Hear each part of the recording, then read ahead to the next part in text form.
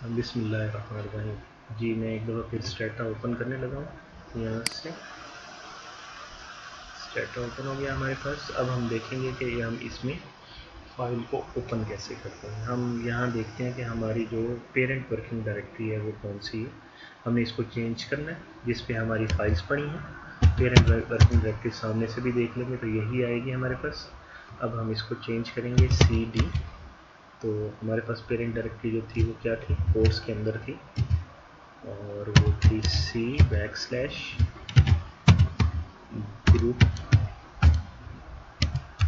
1। ठीक है, ये देखें यही हो गई।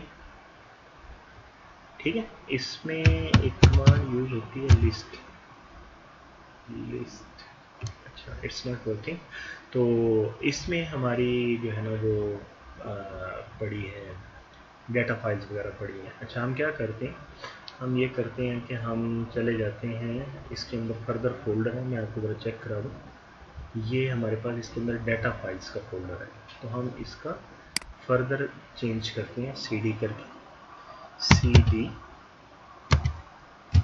कोट्स C\group/1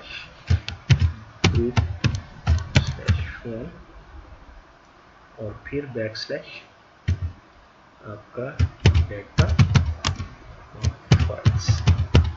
ठीक है, इसके अंदर हमारी जो है वो फाइल्स पड़ी हैं, डेटा फाइल्स। तो आप यहाँ देखें, यहाँ नीचे आपकी पेरेंट डायरेक्टरी चेंज हो गई। अब मैं अगर फाइल को ओपन करना चाहता हूँ तो सिंपली DTA फाइल, जैसे मैंने आपको बताया था कि वो इसकी अपनी डाटा फाइल है या डाटा सेट है जो स्टेटा यूज़ करता है, जो एक्सटेंशन DTA, उसमें एक्सटेंशन देने की ज़रूरत नहीं होती। तो हम कौन सी कमांड यूज़ करते हैं, यूज़। अब मैं आपको पहले दिखा दूं कि फ़ाइल का नाम क्या है। अगर आपको फ़ाइल का नाम याद है तो ठीक। फॉर एग्जांपल ये माई डाटा का, ये हम इसको खोलना चाहते हैं, इसकी एक्सटेंशन यहाँ शो कर रहा है टाइप के अंदर। ठीक है, जो पॉपअप हो रहा है डेट टाइप DTA फाइल। तो माई डाटा इसको करता हूँ, तो ये इसी डायरेक्टरी में है ऑलरेडी, तो ये इसी को ओपन कर देगा, माई डाटा। तो आप यहाँ पे देखिएगा इस विंडो में, यहाँ पे आपके पास फाइल ओपन हो जाएगी और उसी वेरिएबल्स के यहाँ वेरिएबल्स आ जाएंगे और यहाँ उन वेरिएबल्स की नीचे प्रॉपर्टीज आ जाएंगी। देखिए ओपन हो गया, WY X1 X2 X3 as sex. ठीक है, तो ये सारी चीज़ें इसके अंदर आ रही हैं। तो ये फाइल आपकी ओपन हो गई और इसी फाइल को हम अगर क्लोज करना चाहें या रिप्लेस करना चाहें। अच्छा, रिप्लेस कब करेंगे, जब ऑलरेडी एग्जिस्ट करती होगी फाइल, तो तब करेंगे। तो अब मैं इसको सेव करना चाहता हूँ, तो सेव करने के लिए जो कमांड है सेव, तो खाली सेव करूँगा तो वो सेव हो जाएगी। ठीक है, सॉरी, सेव के साथ आप लगाएंगे रिप्लेस, कि अगर पहले से मौजूद है तो वो उसको। ठीक है, सेव कॉमा और रिप्लेस, तो जो फाइल आपके पास ओपन है वो सेव हो जाएगी अगर आपने उसके अंदर कोई तब्दीली की है तो। ठीक है, और इसी को फाइल को मैं क्लोज करना चाहता हूँ तो मैं इस डेटा फाइल को क्लोज भी कर सकता हूँ, लेकिन मैं इसको ओपन करने का आपको एक और तरीका भी बताता हूँ। ठीक है, तो जहाँ सेव किया था वहाँ आप इसको क्लोज करेंगे तो क्लोज होगी, क्लोज नहीं होगी। ठीक है, अगर आपने इसकी हेल्प देखनी हो तो आप हेल्प भी देख सकते हैं।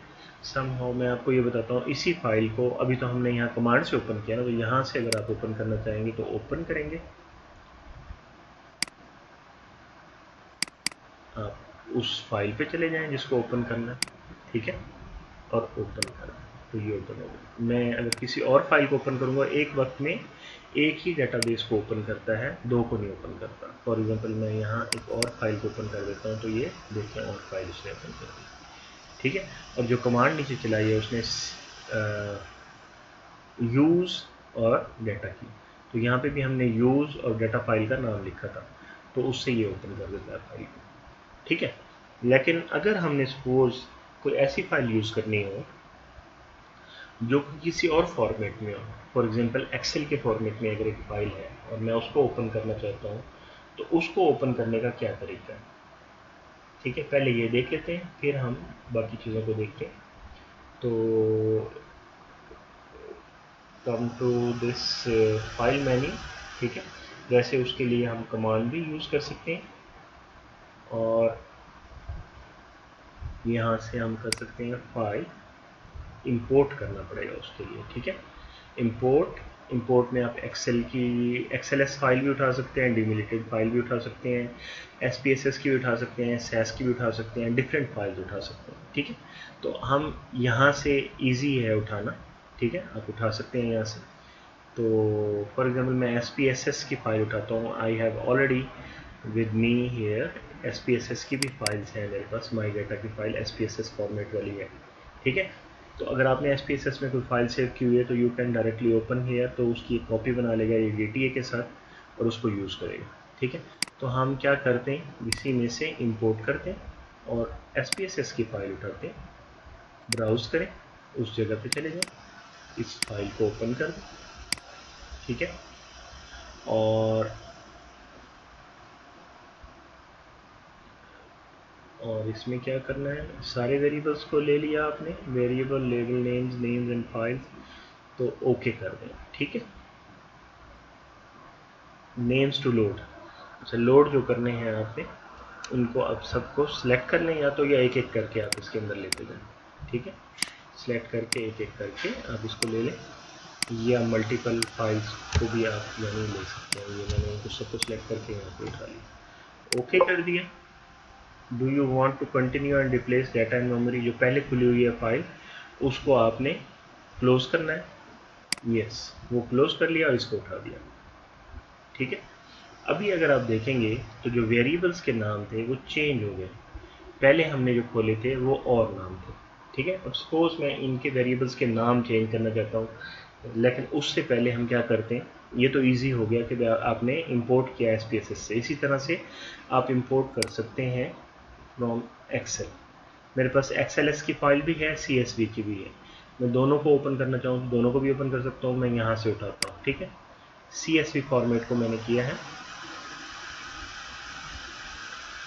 ये सीएसवी फॉर्मेट आ गया। इंपोर्ट कहाँ से करेगा जी फाइल को, हम उस पर जाएंगे अपना सी के ऊपर, डाटा डाटा ने इसमें ग्रुप 1 के अंदर डाटा फाइल्स और एक्सेल, इसमें मेरे पास दोनों फॉर्मेट में मौजूद है आपकी फाइल, एक्सटेंशन में शो कर रहा है इसकी कॉमा सेपरेटेड फाइल, देखिए टाइप के अंदर आ रहा है सीएसवी यानी कॉमा सेपरेटेड फाइल, ये वाली है। मैं इसको सिलेक्ट करूँगा, ओपन कर दूंगा, ठीक है। देखिए इसने यहाँ पूरी फाइल लोड कर दी, ठीक है।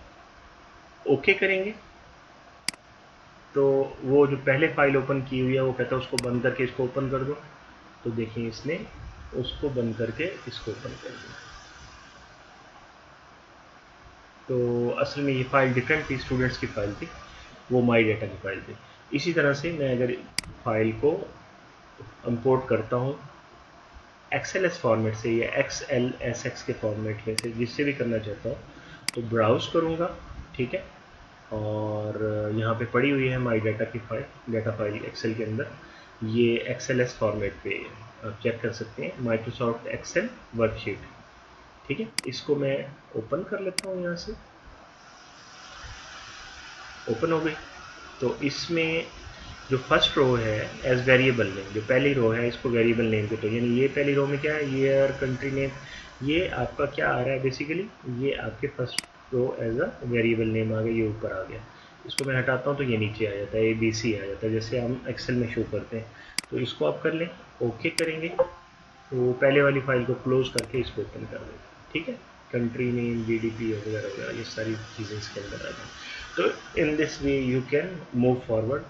अब हम क्या करते हैं, हम वापस उसी फाइल को ओपन करते हैं जो हमने इसी की फाइल थी।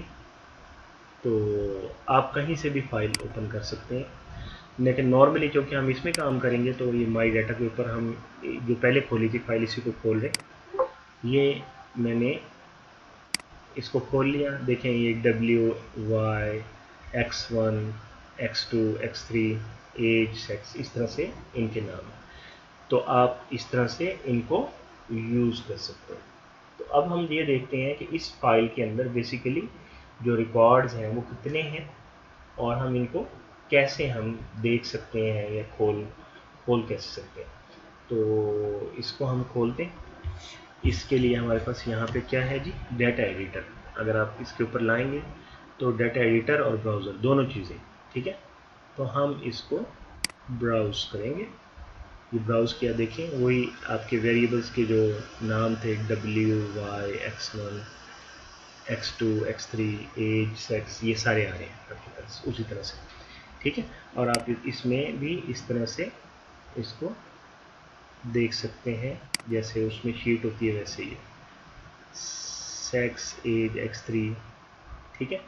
तो इसमें जो रिस्पॉन्सेज आपके पास आ रहे हैं, तो अप्रूव स्ट्रांगली, W के अंदर कुछ वैल्यूज़ वगैरह आ रही हैं। तो हम अगर इसको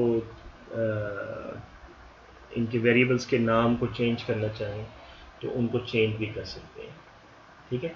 और आप अगर गौर करें इसके अंदर तो कुछ आपको नज़र आएगा कि इसमें डिफरेंट कलर्स आपको नज़र आ रहे हैं।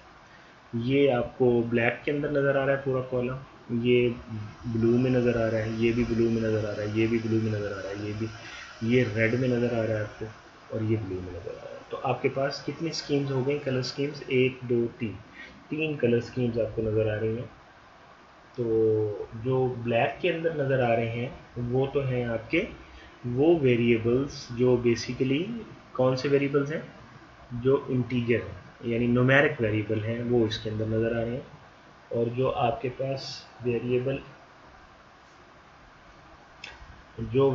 आपको ब्लू में नज़र आ रहे हैं, बल्कि जो रेड में नज़र आ रहे हैं वो टेक्स्ट के वेरिएबल हैं, और जो ब्लू में नज़र आ रहे हैं, एक minute,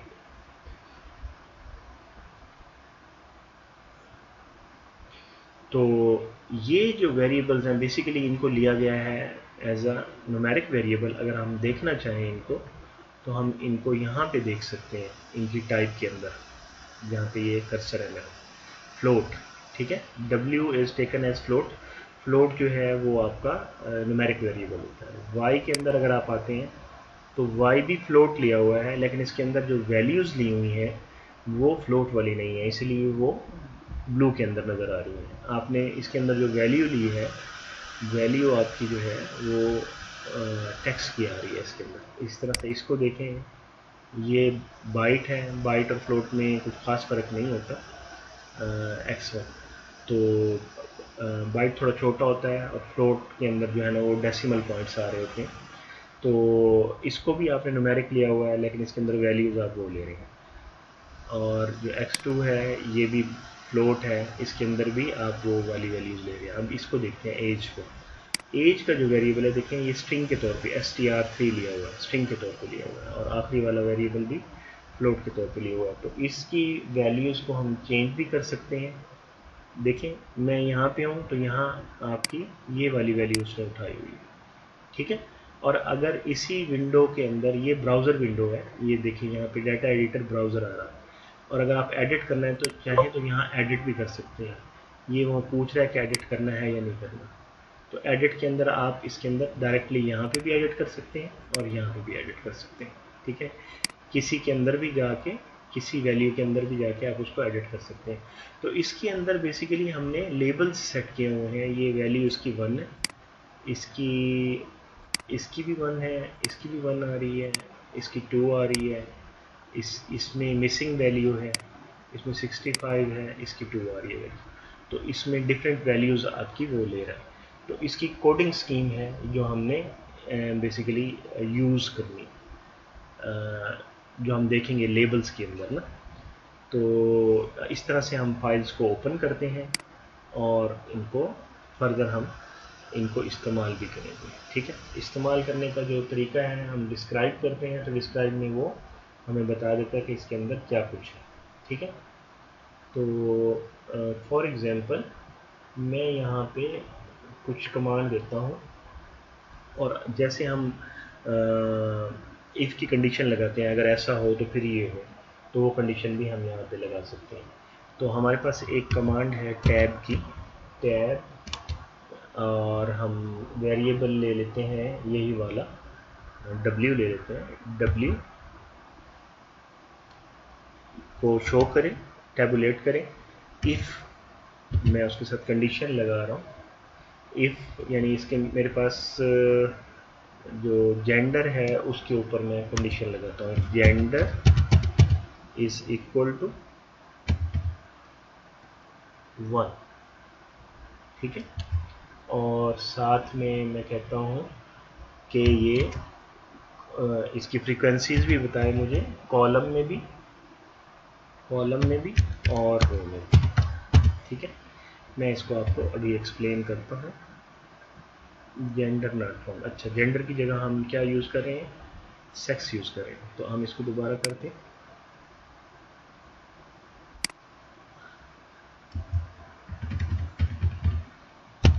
sex is equal to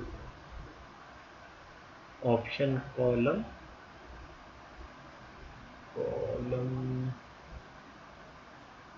row not allowed. Okay जी, हम दोबारा इसको करते हैं।